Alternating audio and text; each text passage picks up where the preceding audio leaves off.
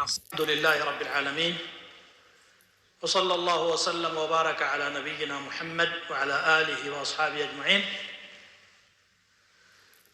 ውድ ወንድሞች ዛሬ እንድንተዋወስ ያሰብኩት ስለ ዕውቀት ነው። ዕውቀት እጅግ በጣም መሰረት የሆነ ወሳኝ የሆነ ነገር ነው። ዕውቀት ከሌለ እኛ እንደ ሙስሊም እንደ ማህበረሰብ መኖር አንችልም። ዲን الاسلام በዕውቀት ላይ የተመሰረተ ነው።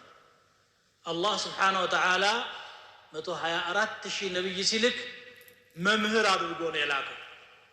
መጽሐፍ ነው ያወረደላቸው እንዲያስተምሩበት። كان الناس أمة واحدة فبعث الله النبيين مبشرين ومنذرين وأنزل معهم الكتاب. ከነሱ ጋር ኪታብ አወረደ። ያ ሁሉ አንቢያ አላህ ጋር የሚያገናኝ ዕውቀት ነው ያስተማሩት። ነብያችን ሰለላሁ ዐለይሂ ወሰለም إنما بعثت معلما እኔ እኮ የተላኩት አስተማሪ ተደርጌ ነው ብለዋል። ስራቸው ይሄ ነው። ገና መጀመሪያ ራሳቸው ተማር ነው የተባሉት። أول ما نزل من القرآن اقرأ باسم ربك الذي خلق خلق الإنسان من علق اقرأ በጌታህ ስም በዚያ በፈጠረው ጌታ አንብብ። ሰውን ከዓለቅ የፈጠረ የሆነ ጌታ በብዕር ያስተማረ እያለ ይናገራል። ነብዩ ሰለላሁ ዐለይሂ ወሰለም ተማሪ ሆነው ጅብሪል መምህሩ ሆኖ اقرأ እያለ አለማምዶ ነው ይሄ ሁሉ ዒልም እንግዲህ የፈሰሰው። እሳቸው ከተማሩ በኋላ ደግሞ ቀጥታ ወደ ማስተማር ነው ያመሩት። ሰሃባ ረضዋኑላሂ ዐለይሂም እስልምና የገባው ሁሉ ጥቅልል ብሎ እሳቸው ፊት በርከክ ብሎ እንዳውም ሲያዳምጡ كأنما على رؤوسهم الطير ይላሉ كتب الحديث ላይ ራሳቸው ላይ በራሪ ያረፈ ይመስላል። ነቅነቅ ካሉ እንዳይንቀሳቀስ ቀጥ ብለው ቆመው ያዳምጡ ሙሉ ልባቸውን ሰጥተው።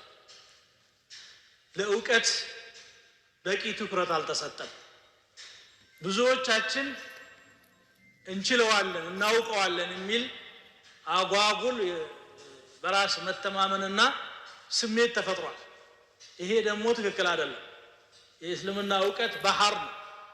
ድሮ ሰዎች ዒልም ለመማር እንዲህ አንድ ቦታ ላይ በቀላሉ ስለማይገኝ ከቤተሰብ ተነጥለው በእግራቸው ተንከራተው ለረሃብ ለርዛት ለብቸኝነት ከወገን ለመነጠል ዜናቸው የማይሰማ ለዓመታት ለዚያ ሁሉ ተጋልጠው ነው ዒልምን ቀስመው እኛ ዘንድ ዛሬ ያደረሱት። እስልምና ዛሬ ያደረሱልን ሰዎች ብዙ ዋጋ ከፍለውበት ነው። ዛሬ ደግሞ እኛ በቀላሉ ተገኘ። አንድ መጽሐፍ ለማግኘት ምን ያህል ከባድ እንደነበረ የረጅም ዘመን ታሪክ አይደለም፣ የቅርብ ጊዜ ነው። ዛሬ በየእጃችን በየቤታችን በየደጃችን እሷን መሳሪያው ስላለን አዋቂ የሆን መሰለን። ይሄ ትልቅ ችግር ነው። ሸልፋችን ላይ መጽሐፍ ስለደረደርን አንባቢዎች ነን ማለት አይደለም። ብዙ ነገር ስለገዛን ወይም ቴክኖሎጂው በቀላሉ አሁን አወርደዋለሁ ወይ ደግሞ አለኝ በእንትን ላይ ይሄ በጣም የተሳሳተ ያሁኑ ሰው ከዕልም የሚያርቅ ነገር ነው። ለምንድን ነው ዛሬ አሁን አልহামዱሊላህ በየከተማው ዑለማዎች አሉ፣ ይነስብዛ ሐለቃዎች አሉ። ሁሉም ቦታ ደምቆ ያልደመቀው የሐለቃ ቦታ ነው። ለምን ይሆን? በጣም በተለይ ሆነን ነው ከመግሪብ እስከ ዒሻ ቢያንስ ሰው እስቲ ስለ ዲን ልስማ ብሎ መስጂድ ቁጭ ማለት ለምን ተሳለ? መግሪብ ሰግዶ ወደ በር ለመውጣት በጣም የሚቸኩለው በዛን ሰዓት ገበያ የለም፣ ቢሮ የለም፣ ምንም ነገር የለም። በዛው ወቅት አትሊስት በዚያ ሰዓት መስማት አለበት አይደል? ለምን ቸኮለ? ለወሬ ለምታውቁት ነገር። ከዛ ወጭ ያለውን ስለማላወራው ማለት ነው። ዕውቀት ላይ በጣም ችልተኝነት ታይቷል። እኛ ካልተማርን ልጆቻችን አይማሩም። እኛን አይተው ሐለቃ ላይ ቁጭ ስንል ቦታ ስንሰጠው ያዩንን ነገር ነው ልጆች ከኛ ላይ የሚያነሱት። ምሳሌ ልስጣችሁ። አባትየው እንዲህ የሚያጨስ ከሆነ ልጁ ቢያንስ ትርኳሽ ያነሳል። ቅጠል የሚበጥስ ከሆነ ልጁም ቀርጥ ያነሳል። ይሄ አትጠራጠሩ። ለልጆቻችንም መጥፎ አርአያ እየሰጠን ያለን። አላህ Subhanahu Wa Ta'ala ሰዎች የሚበላለጡበት ሁለት ነገር ብቻ ነው በቁርአን የጠቀሰው። ከዛ ውጭ ያለው በምንም መልኩ አይበላለጡ። ሁለት ነገር፣ አንደኛው ዒልም ነው። قل هل يستوي الذين يعلمون والذين لا يعلمون ለመሆኑ እነዚያ የሚያውቁትና የማያውቁት እኩል ይሆናሉ ይላል ሰው እንግዲህ በሌላ መለኪያ የለውም ማለት ትልቁ ይሄ ነው ሰው ራሱ የሚበላለጠው በአእምሮ ላይ ባሰፈረው ዕውቀት يرفع الله الذين آمنوا منكم والذين أوتوا العلم درجات ከእናንተ መካከል እነዛን ያመኑትና ዕውቀት የተሰጡትን በብዙ ማዕረጎች ከፍ ያረጋቸዋል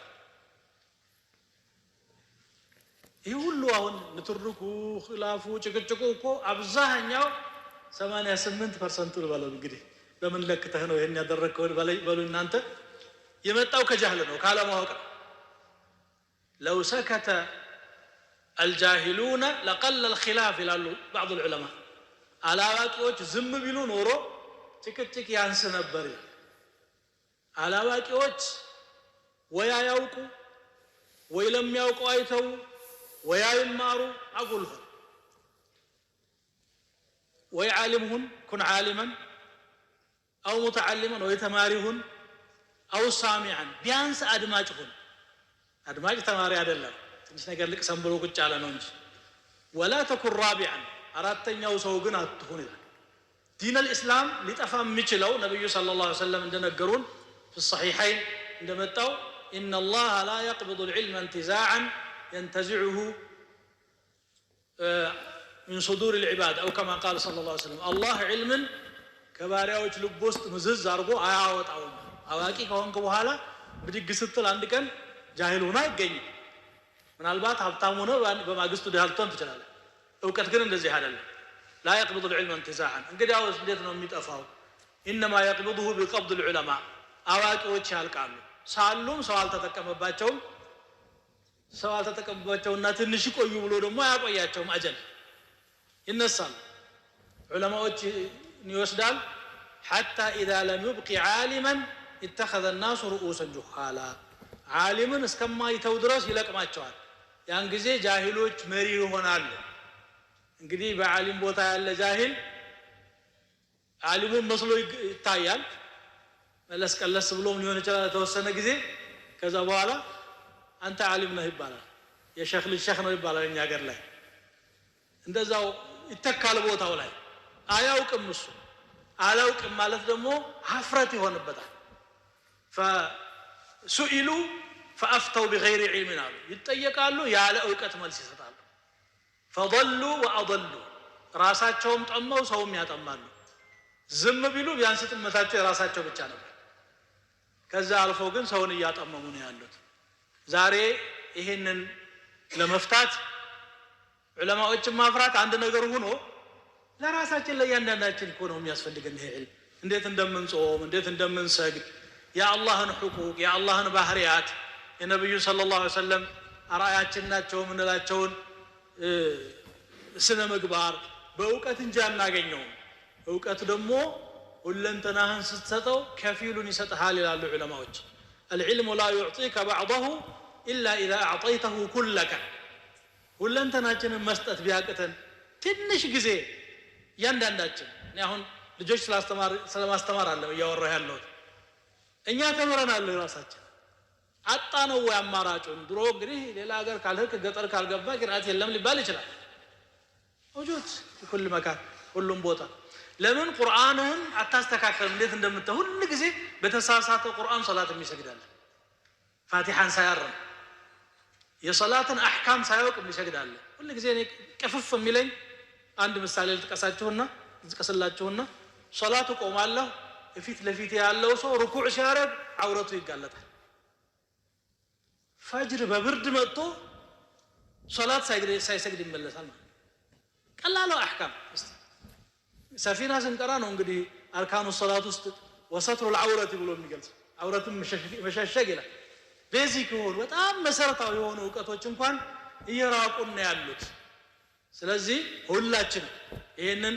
ቆይ ልጄን አስተምራለሁ የምትለው አይደለም ይሄንን ምሰማ ሁሉ ራሳችሁን ለማስተማር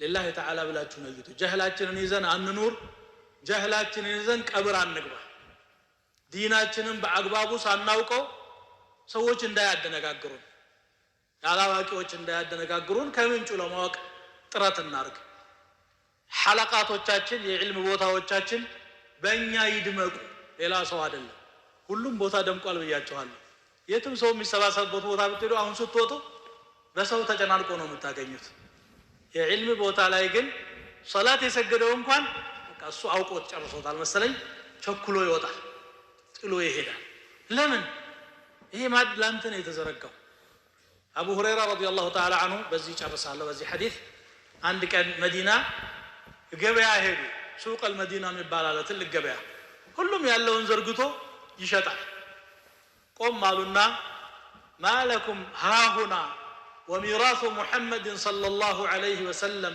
يقسم في المسجد ምንድነው እናንተ እዚህ ትንሽ የምትቀራርሙት የነብዩ ሰለላሁ ዐለይሂ ወሰለም ውርስ መስጂድ እየተከፋፈለ አይደለም ወይ ሁሉም የሳቸው ተከታይ ነውና ባለ ድርሻ ነኝ እንዲል ማለት አይደለም ወይ ሲሏቸው አቡ ሁረይራ ይዋሽም እንግዲህ እስከዛሬ የምናውቀው ብሎ ሸቀጣቸውን ጠቅለል አድርገው መስጂድ ይሄዳል This is the ED, it's not the fainting part. Ever wonder what it's like to learn more than one language? Let me tell you about it.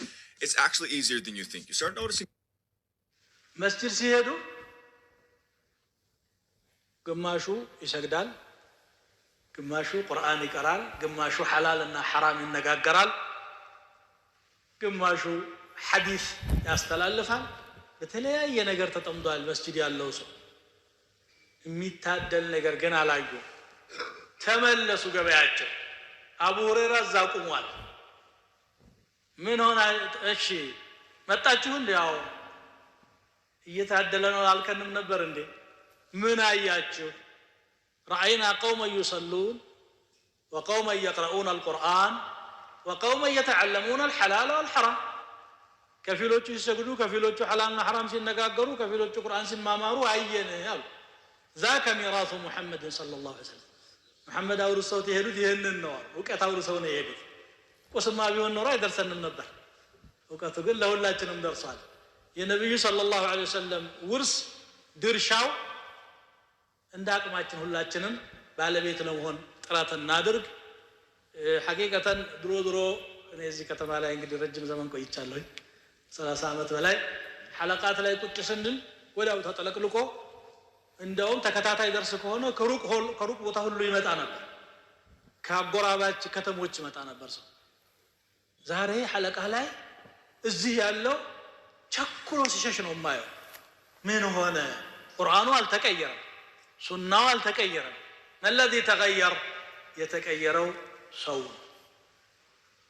ወደ ተሻለ ነገር ነው መቀየር ያለብን እንመለስ حلقات العلم بطلبة العلم ተጥለቅልቆ ማየት እንመኛለን በእናንተው በራሳችሁ ገና ከሌላ ሀገር ሰው መጥቶ እንዲማር ወይ ደግሞ ባንድ ፊቱ ለደረስነት የወጣው አይደለም እሱን አይደለም ያወራ ያለው እሱማ ወስኖ ወጥቷል አሁንም አለ ደዛ ዱንያም ይቅርብኝ ዕውቀት ልቅሰም ዲኔን ልخدም ብሎ ይወጡ አሉ አላህ አያጣም ምድር ባዷት ሆነ እስከ ቂያማ ድረስ አሉት ወዳጆች እኛም በድርሻችን የአላህ ወዳጅ ለመሆን حلقات العلم ላይ ሰው ማየት እንፈልጋለን ይበጃችኋል ይጠቅማችኋል ወደዚህ እንመለስ ለማለት ፈልጌ ነው ثم صلوا وسلموا على نبيكم كما أمركم في محكم تنزيله في قوله الحكيم إن الله وملائكته يصلون على النبي يا أيها الذين آمنوا صلوا عليه وسلموا تسليما اللهم صل وسلم وبارك على عبدك ورسولك نبينا محمد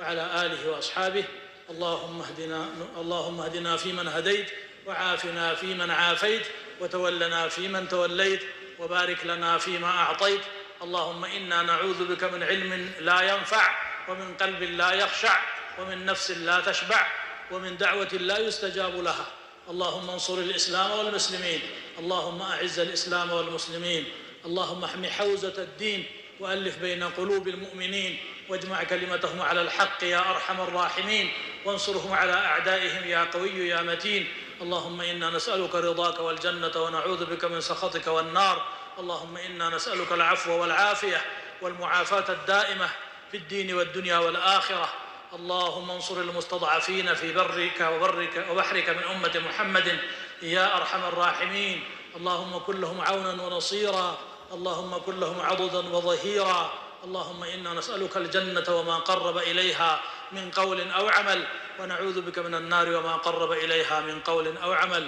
عباد الله، إن الله يأمر بالعدل والإحسان وإيتاء ذي القربى وينهى عن الفحشاء والمنكر والبغي يعظكم لعلكم تذكرون، فاذكروا الله يذكركم واشكروه على نعمه يزدكم ولذكر الله أكبر والله يعلم ما تصنعون.